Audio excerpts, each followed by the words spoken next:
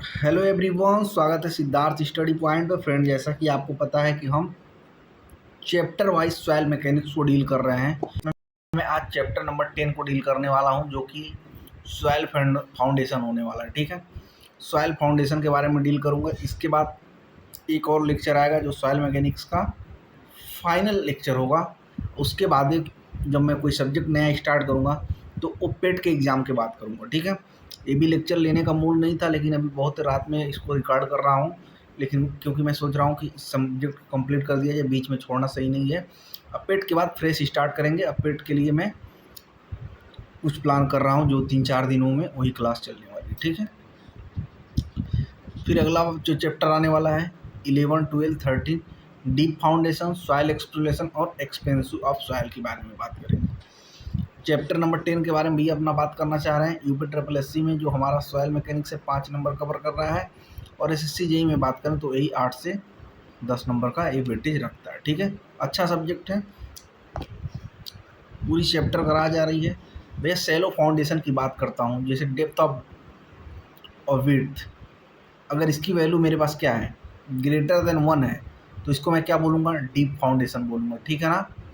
अगर यही वैल्यू मेरी डी एफ बाई बी की वैल्यू लेस देन या इक्वल टू 1 है, तो इसको मैं क्या बोलूँगा, शैलो फाउंडेशन बोलूँगा। ठीक है, ये क्या है, छोटा सा एक जानकारी था जो कि शैलो फाउंडेशन को डिफाइन करने के लिए काम में आता है। ठीक है, समझो पहले शैलो फाउंडेशन क्या होता है।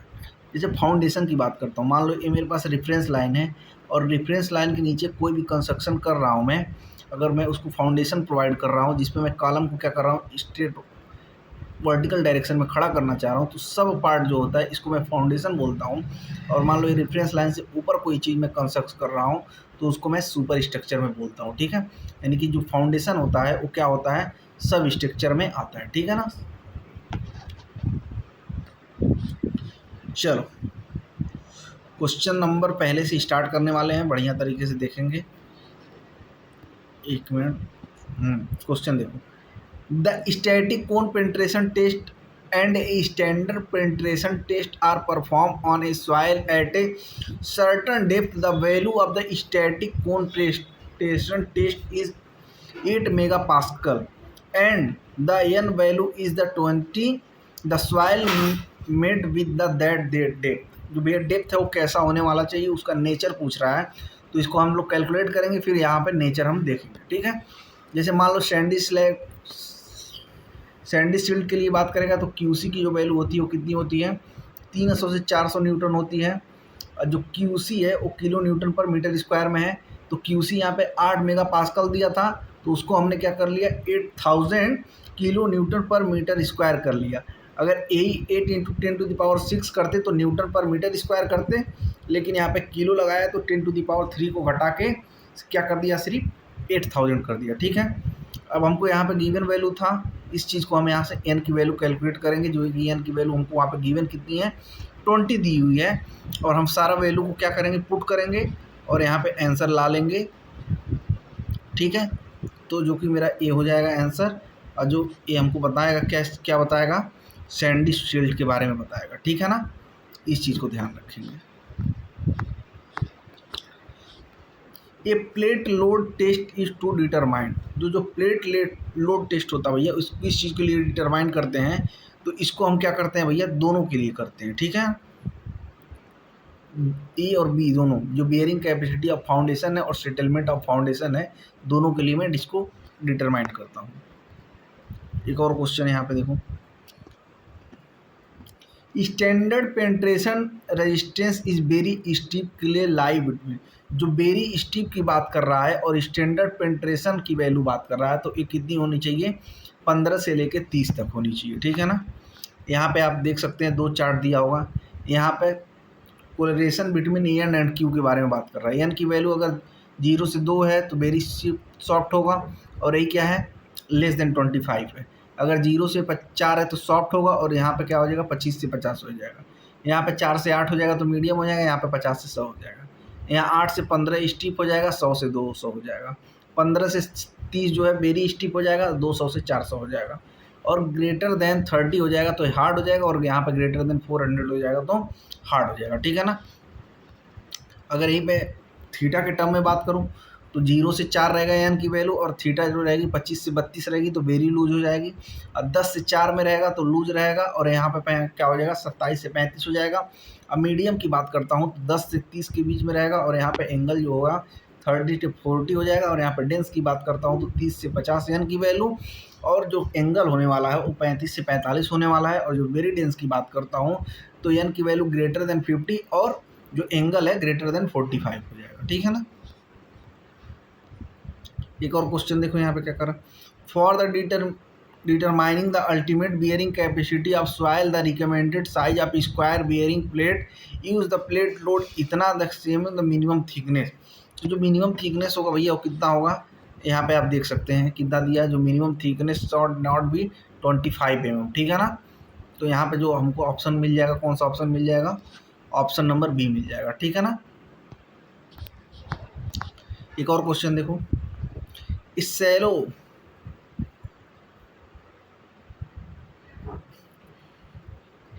Foundation is defined as the foundation which. तो जो भैया सैलो फाउंडेशन होता है वो क्या होता है, has depth of the embankment less than the width, ठीक है ना। जो डी एफ की वैल्यू होती है और बी की वैल्यू होती है क्या होनी चाहिए, लेस देन और इक्वल टू 1 के बराबर होती है, तो उसको मैं सैलो फाउंडेशन बोलता हूँ, ठीक है ना। जो कि यहाँ पे आप देख सकते होंगे, यहाँ पे जो मैं चीज़ आपको बताया हूँ ए वाली, और ये मैं शुरू में लेक्चर में बता चुका हूँ कि जो डी एफ और बी का रेशियो है ग्रेटर देन 1 है, तो उसको मैं क्या बोलूँगा, डीप फाउंडेशन बोलूँगा, ठीक है ना। ये plate load test is useful for to estimate. जो प्लेट लोड टेस्ट होता है भैया वो किस चीज़ के लिए यूजफुल होता है, तो भैया ये क्या होता है, अभी क्वेश्चन पहले भी आया था तो हम बताए थे, जो बियरिंग कैपेसिटी है और सेटलमेंट ऑफ द फाउंडेशन है दोनों के लिए सूटेबल होता है, ठीक है ना। अगर क्ले सॉइल है तो अब यहाँ पर सेटलमेंट का ये फार्मूला हो जाएगा, अगर सैंडी सॉइल है तो सेटलमेंट के लिए ये फार्मूला हो जाएगा। एक क्वेश्चन है यहाँ पे देखो, ये shallow foundation is defined as the foundation which. तो भैया जो सैलो फाउंडेशन होता है क्या होता है, जो डी एफ बाई बी की वैल्यू होती है लेस देन या इक्वल टू 1 के बराबर होती है। अगर ये डी एफ बाई बी की ग्रेटर देन 1 है तो इसको मैं डीप बीम बोलूँगा, ठीक है, डीप फाउंडेशन बोलूँगा। एक क्वेश्चन यहाँ पे देखो, A 300 mm square bearing plate settled by 15 mm in a plate load test on a cohesive soil when the intensity of loading is 0.2 Newton per mm square. The settlement of prototype shallow footing 1 meter square under the same intensity of loading. Same intensity के लिए बात कर रहा है, तो यहाँ पे देख सकते हो अभी क्ले सॉइल के लिए हम यहाँ पे देखे थे, जो SF होता है और SP का जो रेशियो होता है BF बाई BP के बराबर होता है। यहाँ पे हमको क्या निकालना था, SF निकालना था, सारी वैल्यू दी थी, सारी वैल्यू को हम यहाँ पे पुट कर लिए, तो वेरी वैल्यू कितनी आ जाएगी SF की 50 mm आ जाएगी, ठीक है ना, जो कि ऑप्शन नंबर तुमको C में देखने के लिए मिल जाएगा, ठीक है। स्क्वायर बेयरिंग प्लेट के लिए देखो, जो BP की वैल्यू है 300 mm या इसको 0.3 मीटर भी बोल सकते हैं। और साइज ऑफ स्क्वायर फुटिंग की बात करता हूँ तो उसके लिए 1 मीटर दिया था। और सेटलमेंट बियरिंग की बात करता हूँ तो SP की वैल्यू 15 सेंटीमीटर दी थी, और SF की वैल्यू मेरे को निकालनी थी, फार्मूला रखा, फार्मूला क्ले सॉइल के लिए था, और यहाँ से मेरे को 50 mm की वैल्यू मिल जाएगी, ठीक है ना। एक और question, which one of the following has the least bearing capacity. भैया जब लीस्ट बियरिंग कैपेसिटी की बात कर रहा है, जैसे जैसे हार्डनेस बढ़ेगा वैसे वैसे मेरी बियरिंग कैपेसिटी क्या होगी, बढ़ेगी, और जैसे जैसे लूजेस्ट कंडीशन आएगा वैसे वैसे मेरी क्या होगी, बियरिंग कैपेसिटी घटेगी। तो यहाँ पे क्या हो जाएगा, लूज ग्रेवल हो जाएगा, ठीक है ना। एक क्वेश्चन देखो यहाँ पे, the depth of foundation is usually calculate from. तो जो डेप्थ ऑफ फाउंडेशन होता है उसको मैं किससे कैलकुलेट करता हूँ, तो उसको भैया रैंकाइन के फार्मूले से करता हूँ। रैंकाइन का फार्मूला क्या कहता है, D बराबर QC by gamma 1 minus theta sine phi by 1 plus sine phi का होल स्क्वायर, ठीक है ना। और ये चीज़ तुमको पता है, पूरे चीज़ को मैं क्या बोलता हूँ, एक्टिव बोलता हूँ, क्योंकि coefficient of active earth pressure जो होता है 1 minus sine theta by 1 plus sine theta होता है। अगर ये पैसिव की बात करेगा तो 1 plus sine theta by 1 minus sine theta होगा। अगर 8 की टर्म में बात करेगा तो एक्टिव के लिए क्या हो जाएगा, 10 स्क्वायर क्वेश्चन में 45 माइनस थीटा बाई 2। अगर ये पैसिव की बात करेगा तो 10 स्क्वायर 45 प्लस थीटा बाई 2, ठीक है ना। एक और क्वेश्चन देखो, black cotton soil is a not suitable for foundation. तो जो भैया जो ब्लैक कॉटन सॉइल होता है इसका क्या होता है, तो ये क्या होता है, हाई मेरे को शो करता है high swelling and shrinkage, swelling and shrinkage की बात करता है, ठीक है। बहुत ज़्यादा फूल जाएगा, बहुत ज़्यादा पचक जाएगा। और जो ब्लैक कॉटन होता है ये हमारे लिए क्यों अच्छा नहीं होता फाउंडेशन में, क्योंकि जो ब्लैक कॉटन सॉइल होता है ये वाटर होल्डिंग कैपेसिटी इसकी क्या होती है, मैक्सिमम होती है अदर सॉइल की, ठीक है। तो इसमें क्या होता है, जब पानी पहले से ज़्यादा वहाँ पे आ जाएगा तो लूजेस्ट का कंडीशन बन जाएगा। जब लूजेस्ट का कंडीशन बन जाएगा तो वो क्या करेगा, मेरे बियरिंग कैपेसिटी को लो कर देगा, ठीक है। तो ब्लैक कॉटन सॉइल जो क्या शो करता है, प्रॉपर्टी स्वेलिंग एंड श्रिंकेज की, ठीक है ना। अगर मेरे पास कहीं पे ब्लैक कॉटन सॉइल है तो वहाँ पे अंडर रेम्ड पाइल फाउंडेशन का यूज करना चाहिए, ठीक है ना। ये अंडर रेम्ड पाइल फाउंडेशन का क्या होता है, ये पूरी तरीके से स्ट्रेट जाके इस तरीके से हो जाती है, ठीक है। Which of the following factor can be affected bearing capacity of the soil.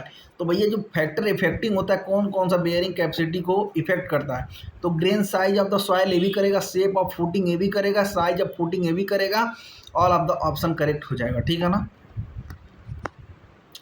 देखो the two criteria for the determine of the allowing bearing capacity of the foundation. जो भैया दो हमारे पास मेन जो होते हैं डिटरमिन अलाउबल होते हैं जो फाउंडेशन के लिए, वो क्या होते हैं, एक तो हमारे पास शेयर फेल्योर होना चाहिए, दूसरा हमारे पास सेटलमेंट होना चाहिए। कहीं कि ऐसा ना हो कि हम कोई फाउंडेशन बनाए हैं और जैसे ही यहाँ पे कॉलम वगैरह का लोड पड़े और ये पूरी तरीके से पंच कर जाए, तो उसके लिए क्या होगा, सेटलमेंट तो हमारे पास जरूरी है और शेयर फेल्योर भी है। मान लीजिए यहाँ पे हम कॉलम खड़ा कर रहे हैं और कॉलम इसी तरह से कहीं कोलैप्स हो जाए शेयर में, तो ये चीज़ बहुत इंपॉर्टेंट होती है, जो शेयर फेल्योर होता है और सेटलमेंट फेल्योर होता है फाउंडेशन में। ये दो क्राइटेरिया क्या होते हैं, काफ़ी इंपॉर्टेंट होते हैं बियरिंग कैपेसिटी को फाइंड करने के लिए। एक क्वेश्चन देखो, ये फाउंडेशन इज ए कॉल्ड, तो भैया सैलो की बात कर रहा है, तो आपको मैं बताया हूँ जो DF की वैल्यू है और B का रेशियो है जो लेस देन 1 के बराबर है तो इसको सैलो बोलूँगा। तो यहाँ पे लिखा है इक्वल टू विड्थ, या तो लेस देन भी लिख सकता है या तो इक्वल टू भी लिख सकता है, क्योंकि यहाँ पे दोनों पॉसिबिलिटी है, ठीक है। ये हमारा क्या हो जाएगा, डीप हो जाएगा, डीप फाउंडेशन, और ये मेरा क्या हो जाएगा, शैलो फाउंडेशन हो जाएगा, ठीक है ना। DF की वैल्यू को ध्यान रखेंगे, जी जो DF/B का रेशियो अगर 1 से ज़्यादा है तो मेरे को क्या दिखाएगा, वो डीप फाउंडेशन दिखाएगा। अगर वो वैल्यू 1 से कम है तो मेरे को क्या दिखाएगा, शैलो फाउंडेशन की वैल्यू दिखाएगी। भाई यहाँ पे देख सकते हो शैलो फाउंडेशन और डीप फाउंडेशन में क्या क्या है चीज़ें हैं, क्राइटेरिया है। इसमें रॉफ्ट आता है, फुटिंग आता है, फुटिंग को और फर्दर डिस्क्राइब करते हैं तो आइसोलेटेड, कंबाइंड, स्ट्रिप, स्ट्रैप। और आइसोलेटेड को अगर और डिवाइड करूँ तो रेक्टेंगुलर, स्क्वायर, सर्कुलर, और यहीं पर कंबाइंड की बात करूँ तो ट्रेपेजाइलर और रेक्टेंगुलर, और डीप फाउंडेशन की बात करूँ तो पाइल फाउंडेशन और वेल कैसन की बात करता हूँ, ठीक है ना। Which of the following settlement is true, तो भैया सेटलमेंट क्या है, on a absolute rigid foundation the pressure will not be uniform, ठीक है। जो सेटलमेंट होता है वो क्या होता है, एक यूनिफॉर्म सेटलमेंट नहीं होता है। ऐसा नहीं है कि 1 सेंटीमीटर आज हुआ, 1 सेंटीमीटर कल हुआ, 1 सेंटीमीटर परसों होगा, नहीं। कभी 2 सेंटीमीटर हो सकता है, कभी 1 को नहीं होगा, कभी 4 हो जाएगा। तो क्या है, इसमें यूनिफॉर्मिटी नहीं है, ठीक है ना। For a number of column construction in a row, जब भैया कॉलम इन ए रो की बात करेगा तो हमेशा क्या होगा, मेरा स्ट्रिप फाउंडेशन होगा, ठीक है। स्ट्रिप फाउंडेशन क्या पड़ता है, नंबर ऑफ कॉलम क्या है, ऐसे रो में है, ठीक है ना। एक और क्वेश्चन देखो यहाँ पे, match the type of the test list 1 and with the object of the test 2। तो भैया जो टेस्ट है उसका क्या क्या चीज़ होता है, तो जैसे स्टैंडर्ड पेंट्रेशन टेस्ट है तो इसका हम यूज करते हैं बियरिंग कैपेसिटी फाइंड करने के लिए। और जो हाइड्रोमीटर टेस्ट होता है इसको मैं करता हूँ ग्रेन साइज एनालिसिस करने के लिए। और जो प्रोटेक्टर टेस्ट होता है उससे मैं कंपैक्शन निकालता हूँ। और जो वेन टेस्ट होता है उससे मैं शेयर स्ट्रेंथ निकालता हूँ। और जो वेन शेयर टेस्ट है ये क्या है, एक तरीके का फील्ड टेस्ट है, ठीक है ना। यहाँ पे आप लोग मिला सकते हैं कौन क्या था, वहाँ पे हमने आपको बता दिया क्या क्या होता है, ठीक है। एक बार फिर से समझा दें, स्टैंडर्ड पेंट्रेशन की बात करेगा तो बियरिंग कैपेसिटी निकालना, हाइड्रोमीटर की बात करेगा तो ग्रेन साइज एनालिसिस कर लेना, प्रोटेक्टर की बात करेगा तो कॉम्पैक्शन निकाल लेना, और वेन टेस्ट की बात करेगा तो shear strength of the soil निकाल लेना, ठीक है। What is the dry weight of and height of a free fall in case of standard penetration test according to IS 2131 1981। तो भैया जो फॉल होता है कितना होना चाहिए स्टैंडर्ड पेंट्रेशन टेस्ट के लिए, तो ये होना चाहिए भैया 63.5 kg और कितना होना चाहिए 75 सेंटीमीटर। ठीक है, ये स्टैंडर्ड वैल्यू याद रखना पड़ेगा। एक और क्वेश्चन देखो यहाँ क्या करना, select the incorrect statement from the following regard to grillage footing in steel structure. तो जो ग्रिलेज फुटिंग की बात कर रहा है तो क्या होता है, तो लिखा है the bearing capacity of the soil should be very high to place grillage foundation. Very high नहीं होना चाहिए भैया, नॉर्मल होना चाहिए। ठीक है, in a rigid footing on a cohesive soil the contract pressure distribution is.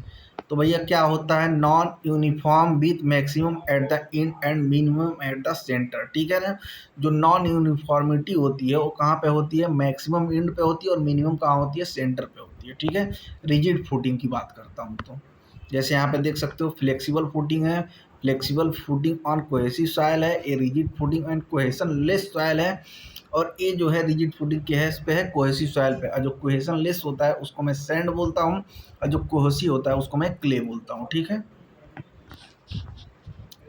एक और क्वेश्चन देखो यहाँ पर, इन स्टैंडर्ड पेंट्रेशन टेस्ट। अभी स्टैंडर्ड पेंट्रेशन टेस्ट की बात करता हूँ तो स्टैंडर्ड वेट जो होता है वो कितना होता है 63.5 kg होगा, और जो फॉलिंग हाइट होगी वो वहाँ पे 75 सेंटीमीटर दिया था, लेकिन इसको हम फर्दर क्या लिख सकते हैं 750 mm लिख सकते हैं। लिख सकते हैं कि नहीं, क्योंकि सेंटीमीटर में 1 सेंटीमीटर में 10 mm होता है, जब 10 से मल्टीप्लाई कर देंगे तो 75 क्या हो जाएगा 750 हो जाएगा। ठीक है ना, तो यहाँ पे ऑप्शन नंबर डी आप देख सकते हैं। एक क्वेश्चन देखो यहाँ पे क्या कर रहा भाई, over the N value of the standard penetration test is 1121, then N value after the correcting the डायलेसिटी। तो वो क्या होता है भैया, जो एन की वैल्यू होती है N dash 15 plus N minus 15/2, यहाँ पर 15 हो जाएगा, और एन की वैल्यू 21 दी है, माइनस 15 कर लेंगे, ये 2 हो जाएगा, इधर से वैल्यू घटाएंगे तो 6/2 हो जाएगा, जो यहाँ से कटेगा 3 हो जाएगा, और ये 15 है तो 15 में 3 जुड़ जाएगा तो 18 हो जाएगा। ठीक है ना, जो कि ऑप्शन नंबर ए में दिया हुआ है। फार्मूले पे रखना था, कुछ नहीं करना था, फार्मूला याद रखेंगे, N value after correcting the dilatancy. ठीक है,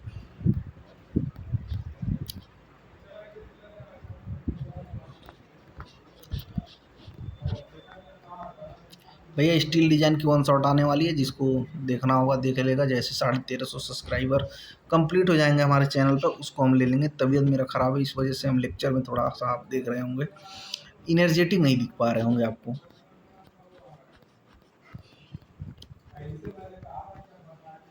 चलिए क्वेश्चन देखिए, when the water table is close to the ground surface the bearing capacity of as a soil is reduced।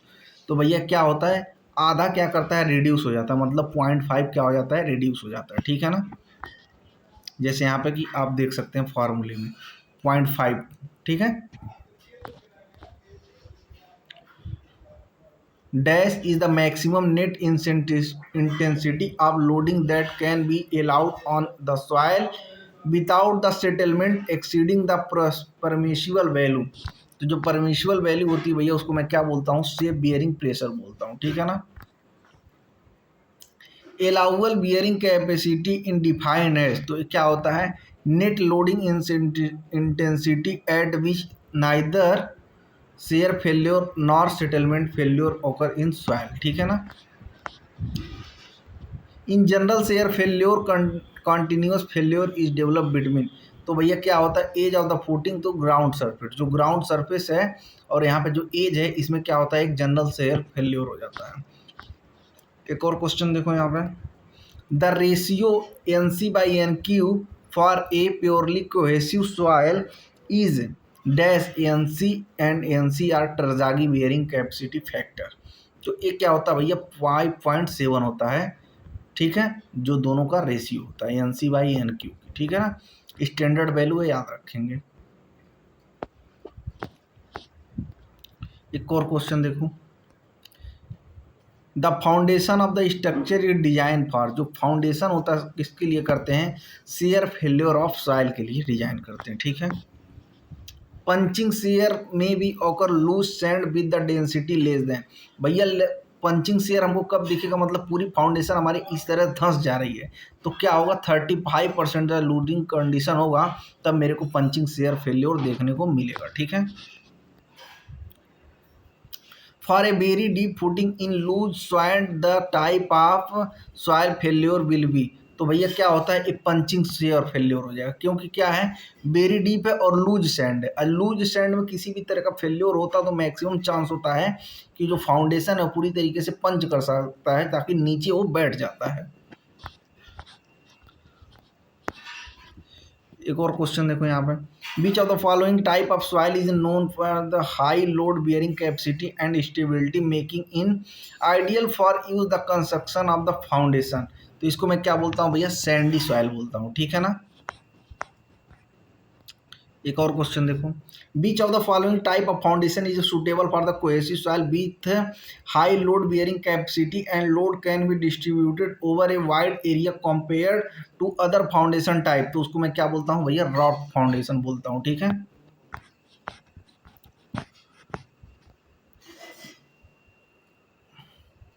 The suitability for the particular type of foundation does not depend upon, तो भैया जो does not depend होता है optimum moisture content पे कभी भी depend नहीं करता है सॉइल के, ठीक है। देखो किस किस चीज़ पर डिपेंड करता है, सॉइल के टाइप पे, फाउंडेशन पे, स्लोप ग्राउंड पे, डेप्थ ऑफ वाटर टेबल पे और type of structure and load पे भी डिपेंड करता है, ठीक है। एक और क्वेश्चन देखो यहाँ पे, if the water table reach on the ground level the unit weight of soil for bearing capacity calculate is taken, तो उसको मैं क्या बोलता हूँ, सबमर्ज यूनिट वेट बोलता हूँ, ठीक है। भैया एस्टिमेटिंग कॉस्टिंग वैल्यूएशन का वन शॉट पड़ा होगा, लेक्चर को हमने जल्दी से खींचा क्योंकि तबीयत हमारी सही नहीं लग रही है, ठीक है ना। सभी लेक्चर पड़े हुए हैं भैया, जाके सब चेकआउट कर सकते हो, प्लेलिस्ट भी बन चुका है, सर्वे का भी बन चुका है, आरसीसी का भी बन चुका है, क्यूआर को स्कैन करके सपोर्ट कर सकते हैं। शॉर्ट नोट लेना है तो ले सकते हैं, 21 रुपये का भैया एक सब्जेक्ट का है, 149 का सभी सब्जेक्ट का है सिविल इंजीनियरिंग का, जो उसमें 2004 से लेकर 2024 तक के सारी चीज़ डिजाइन है जो कि आपको यहाँ पे देखने को मिल जाएगा। असल बात है, ये क्या है, पूरी थ्योरी सब्जेक्ट है, एक पूरी थ्योरी सब्जेक्ट मतलब ये चैप्टर जो है पूरी तरीके से थ्योरी है, इसमें बहुत ज़्यादा कुछ इंपॉर्टेंट चीज़ नहीं था। स्टैंडर्ड पेंट्रेशन टेस्ट था, ये था, और उसके बाद आपको सेलो फाउंडेशन और डीप फाउंडेशन के लिए क्या रेशियो होता है, ये सब होता है, ये सब थोड़ा सा इंपॉर्टेंट था, बाकी इसमें कुछ ज़्यादा इंपॉर्टेंट नहीं था, ठीक है। इन्वायरमेंटल इंजीनियरिंग का चाहिए भाई, एस्टिमेटिंग का चाहिए, ये व्हाट्सअप नंबर है भाई, इस पर मैसेज करके ले सकते हो। 21 रुपये का एक सब्जेक्ट का है और 149 रुपये का सभी सब्जेक्ट का है। हर एक सब्जेक्ट का शॉर्ट नोट्स अवेलेबल है जिसमें 2004 से लेके 2024 तक के सारे क्वेश्चन दिए गए हैं, ठीक है। ठीक है भाई, थैंक यू।